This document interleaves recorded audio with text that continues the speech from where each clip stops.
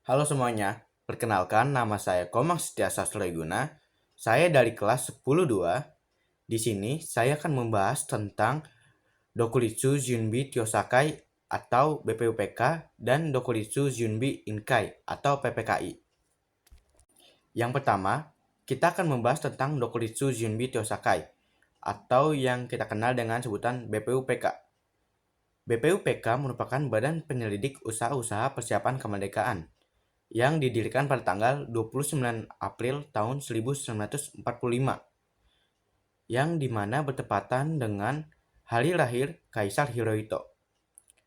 BPUPK diketuai oleh KLT Rajiman Wedioningrat dengan Wakil Ketua Ichibangase Yoshio dan Raden Panji Suroso.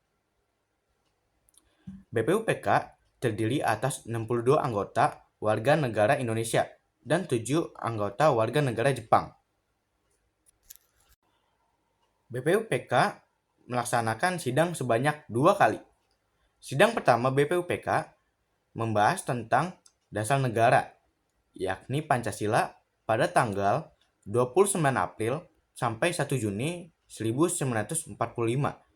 Dan yang kedua, BPUPK membahas tentang rancangan Undang-Undang Dasar, yang dimana dilaksanakan pada tanggal 10 sampai 17 Juni tahun 1945. Dalam sidang pertama, BPUPK terdapat 3 usulan mengenai dasar negara, yakni yang pertama usulan dari I.R. Soekarno, yang kedua Supomo, dan yang ketiga Muhammad Yamin. Dasar negara menurut Soekarno. Menurut Soekarno, dasar negara Indonesia yang pertama yakni adalah kebangsaan Indonesia, yang kedua internasionalisme atau peri kemanusiaan, yang ketiga mufakat atau demokrasi, yang keempat kesejahteraan sosial, dan yang kelima bertakwa kepada Tuhan Yang Maha Esa. Selanjutnya, dasar negara menurut Supomo.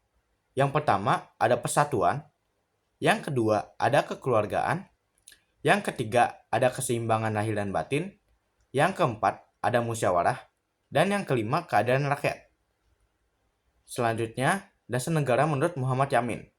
Yang pertama ada peri kebangsaan, yang kedua peri kemanusiaan, yang ketiga peri ketuhanan, yang keempat peri kerakyatan, dan yang kelima kesejahteraan rakyat. Selanjutnya, sidang kedua BPUPK. Pada sidang kedua ini, BPUPK membahas tentang rancangan Undang-Undang Dasar. Selain itu, BPUPK juga membahas tentang bentuk negara dan wilayah negara Indonesia. Pada sidang kali ini, BPUPK menghasilkan keputusan. Yang pertama yaitu adalah Piagam Jakarta merupakan inti dari pembukaan Undang-Undang Dasar.